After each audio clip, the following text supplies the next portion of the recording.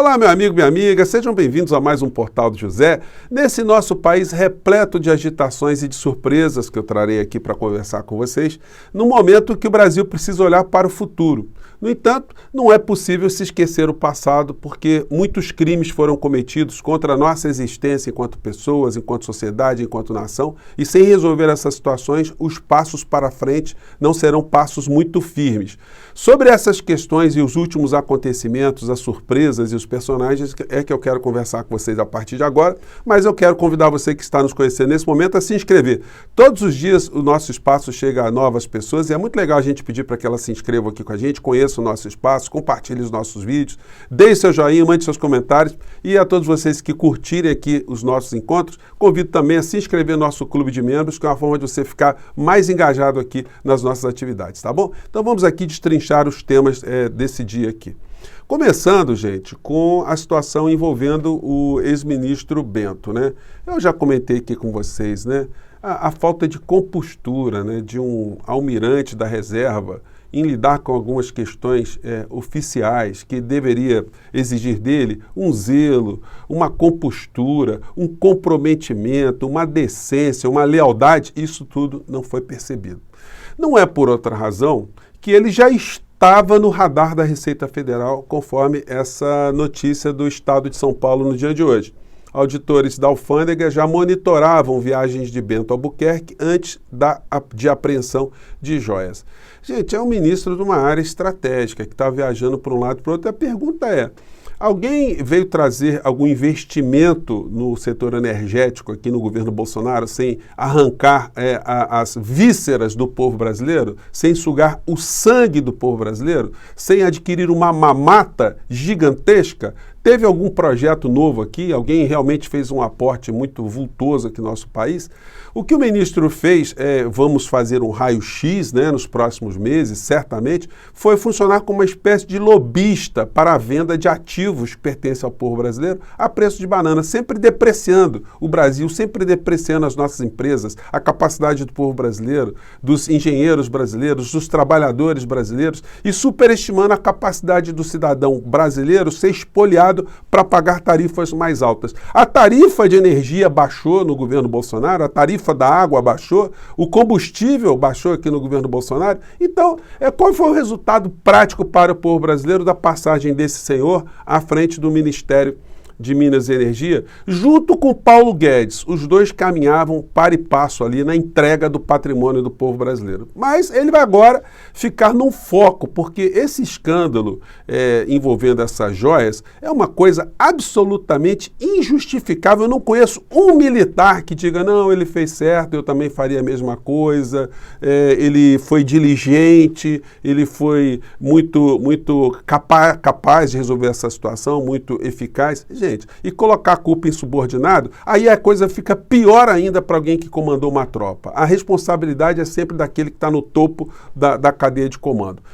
O problema é que daqui a pouco o senhor Bento Albuquerque vai ser considerado um traidor também. E vai ser jogado às traças para cuidar da sua vida sozinho, sem o apoio do clã Bolsonaro, dos grupelhos de direita. Esse último evento aí que o senhor Bento é um pivô, eu já comentei aqui com vocês, ele teve esse nome aqui. Iniciativa Verde do Oriente Médio. Acho que está dando para pegar aqui, só ajeitar minha câmera aqui, porque às vezes as palavras ficam cortadas, né? A Arábia Saudita promove cúpula da Iniciativa Verde do Oriente Médio. Um dos objetivos é o plantio de 40 bilhões de árvores em colaboração com outros países árabes. Eu quero saber o seguinte, se o senhor Bento trouxe alguma muda aqui para o Brasil, vindo lá da Arábia Saudita, né, ou com dinheiro da Arábia Saudita para ajudar o desmatamento que o próprio governo que ele participou realizou cada vez em escalas mais elevadas. Essa aqui é uma foto de líderes que estiveram nesse encontro também. Está muito pequenininha, eu tentei ampliar aqui para ver se lá atrás está a figura do senhor Bento com a máscara preta. Eu teria que dar um zoom maior aqui, eu não consegui. Mas a questão que essa foto revela é que nesse encontro que esteve o senhor Bento, se todo mundo ganhou tal cavalinho, a eguinha Pocotó e o estojo lá valendo 16,5 milhões de reais, sem falar no outro estojo que só recentemente apareceu, mas ele se encontra agora desaparecido novamente, porque ele foi entregue lá para o Palácio do Planalto. Até agora ninguém sabe onde é que esse troço está cautelado, né? Mas certamente isso vai acabar aparecendo, porque os rastros estão aí. Então, enfim, aqui a foto do cavalinho, da Eguinha Pocotó, que eu apelidei, né? Enfim, é uma criatura que vai começar a ser metralhada judicialmente em breve, porque a Polícia Federal vai perguntar essas coisas que eu acabei de mostrar para vocês. Todo mundo ganhou cavalinho? Se foi só o ministro, por que somente ele ganhou cavalinho? Por que o cavalinho foi quebrado? Por que junto com o cavalinho quebrado tinha ali uma penca de joias? Até o estojo que está sendo apresentado ali, a gente não sabe se é o estojo original, né? Ou se simplesmente foi a Receita Federal que colocou isso no estojo já que ele ia para leilão. E aí acabam arrumando ali um invólucro, né, para ele ser apresentado. Então, algumas dúvidas aí muito fortes, né, serão esclarecidas pela Polícia Federal. Eles vão começar essa investigação lá de fora para dentro, investigando por que essa joia foi dada dessa forma e por quem deu essa joia. Gente, é inacreditável. O almirante da reserva, ele não pegou um recibo de quem estava dando alguma coisa para ele transportar numa aeronave. Gente, olha só, até o voo, né, que foi um voo privado, correu sérios riscos, né? Na hora de passagem ali, se tivesse alguma coisa malocada, algum explosivo, alguma arma química, né? Então, enfim, são situações aí que deverão ser elucidadas conforme a gente for vendo as investigações aí. Infelizmente, a Polícia Federal parece que vai decretar sigilo nas investigações, mas elas vão ter uma conclusão e vai ter muita gente com o rabo preso no meio dessa história.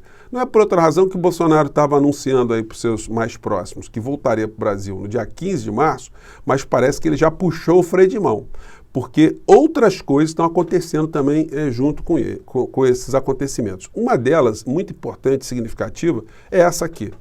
Defesa de Anderson Torres pede renúncia ao STF.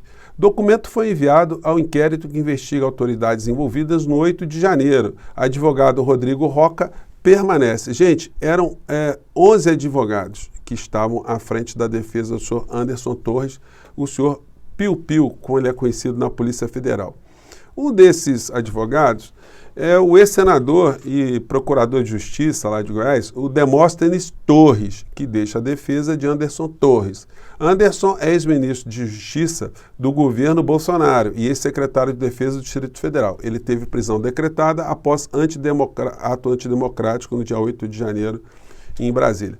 Esse aqui é o ex-senador e advogado Demóstenes Torres, que aceitou fazer a defesa do senhor Anderson Torres, o vulgo Piu Piu, de graça. Enfim, ele acreditou ali, né? Então, que havia uma inocência, que estava sendo a pessoa presa injustamente, tal, ele ingressou na defesa. O que leva uma banca de 10 advogados a abandonarem uma defesa criminal de alguém que está nessa circunstância do senhor Anderson Torres? São situações, gente, que no meio jurídico acontece esse tipo de situação quando há uma colidência de estratégias de defesa, como a gente chama, né? A defesa está querendo orientar o réu, o acusado, numa direção, dizendo para ele, olha, você quer ficar muito tempo preso ou você quer ficar solto? Ah, eu quero ficar solto, então você vai agir conforme nós vamos dar a orientação. Se o réu não quer acolher essa orientação, os advogados falam, então nós não vamos fazer papel de bobos aqui, a gente vai sair. Então, existe essa colidência de defesas como uma das possibilidades. Outra possibilidade é o seu Anderson Torres ter mentido, ter ludibriado, ter tentado enganar os seus próprios advogados de defesa. E aí eles ficam certamente sem condições de seguir em frente, porque eles já peticionaram, já fizeram uma série de apresentações de argumentos, de fatos, e aí de repente o cliente, o seu Anderson Torres, ele diz, olha, tudo que eu disse para vocês era mentira, na verdade o que está acontecendo é isso assim, assim, assado, enfim. Ou se simplesmente, no meio dessa história toda, algumas provas contundentes ameaçam aparecer no meio dessa história, destruindo toda uma estratégia de defesa. Vamos nos lembrar que o telefone celular do senhor Anderson Torres sumiu nos Estados Unidos. Obviamente não sumiu, ele está com esse telefone guardado em algum lugar. E a Polícia Federal está rastreando, está conseguindo pegar uma série de ligações que ele fez, uma série de informações e checando as pessoas que estão ao seu redor, que também tem o sigilo quebrado, porque quando a Polícia Federal quebra o sigilo de uma pessoa, reflexamente acaba atingindo uma série de pessoas que estão conectadas ou tiveram algum tipo de conexão com o indiciado, o réu, o acusado, de uma maneira geral. Então, algumas coisas podem estar eclodindo no meio dessa história. E todas elas, gente, certamente convergem para uma única coisa, a figura do ex-presidente da República, que é a matéria, né? Flávio anuncia a volta de Bolsonaro dia 15 ao Brasil e recua minutos depois. Alguma luz foi acesa ali para Flávio Bolsonaro, né?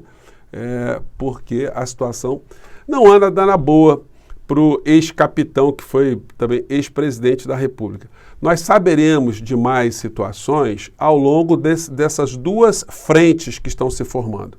Uma em relação ao senhor Anderson Torres, que tem coisas escondidas que certamente revelarão o comprometimento que nós todos sabemos que existe da figura do ex-presidente da República com 8 de janeiro, tentativa de golpe, e no outro lado, essas situações inconfessáveis, né, ou inaceitáveis, né, melhor dizendo, né, envolvendo um almirante da reserva do nosso país que comandou a área de energia e que teve, nesse tipo de episódio, uma das situações mais cabeludas, mais inconfessáveis, mais inexplicáveis que a gente viu nos últimos anos aqui no Brasil. Mais tarde, nós teremos certamente mais algumas informações e eu virei aqui para compartilhar com vocês, tá bom, gente? Então, fica aí a última bomba do dia, né? O senhor Anderson Torres, o piu-piu, está encalacrado. E ele estando encalacrado significa que o senhor Jair também pode estar indo direto para a cadeia muito em breve, muito mais rápido do que ele imaginou na vida dele. Gente, um grande abraço, mais tarde eu estou aqui de volta. Tchau.